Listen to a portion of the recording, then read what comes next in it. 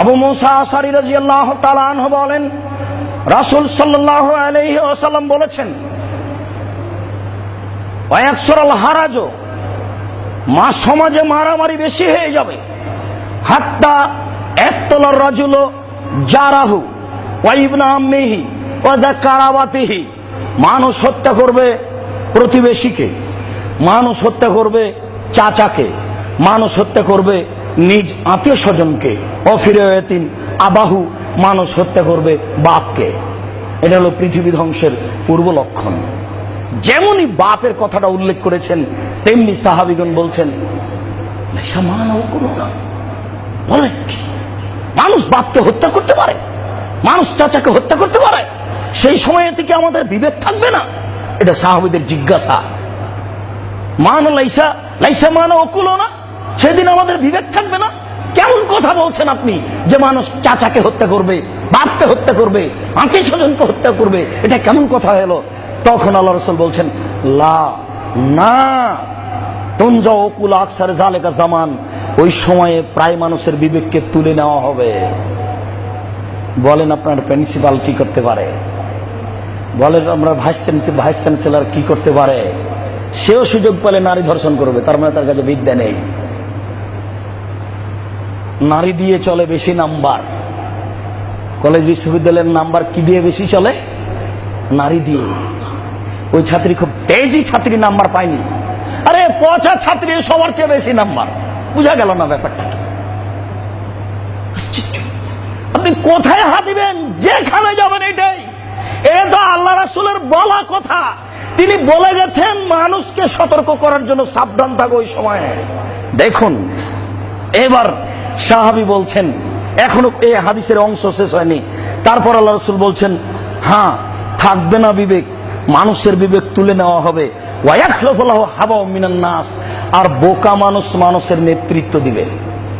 যারা সমাজে নেতৃত্ব দেবে, যে কোনো স্তরে, যত স্তর আছে, মেডিকেল হোক আর জেল হোক, জেল সুপার, মেডিকেল সুপার, বড় ডাক্তার লন্ডন থেকে পড়াশোনা করে এসেছে, ও আস্ত জালেম, ওর বদের শেষ নাই, ও চিকিৎসাই করেনি, 4-5টা পরীক্ষা দিয়েছে, কিছুই মুখের কথা বলেনি, বলছে 1000 টাকা। ওই 1000 টাকা নিয়ে নিল গরিব মানুষের কাছ থেকে, একটু ভাবলো না, একটু চিন্তা করলো না।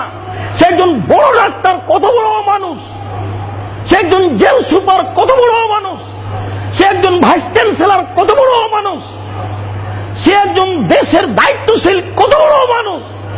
মানুষের কাছে মানবতাই থাকবে না। সম্মানিত মুসল্লি, আমি কি দিয়ে বুঝাই আপনাকে?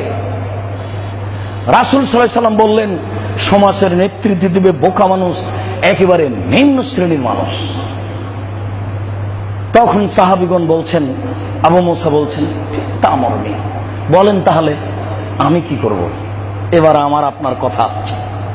তাহলে সবাই যদি এরকম হয়, সময় যদি প্রতারণায় পরিপূর্ণ থাকে, তাহলে আমি আর আপনি কি করব? আমাদের তো কোনো বাঁচার পথ বের করতে হবে।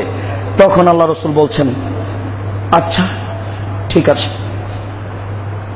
আলজিম বাইতাক, বাড়িতে থাকো, জরুরি প্রয়োজন ছাড়া বাড়ির বাইরে যাওয়া না। এটা হলো 1 নম্বর পরামর্শ। আমি কিন্তু পরামর্শ দিইনি আপনাকে, এই ভাষা আরবি, বলেছেন মুহাম্মদ সাল্লাল্লাহু আলাইহি ওয়াসাল্লাম, আমি আপনাকে শোনালাম অনুবাদ করে। 2, আমলেক আলাইকা লেসানা, মুখ বন্ধ করো, কথা বলবো না। কথা বললে ফাঁসি হবে, কথা বললেই ফাঁসি হবে।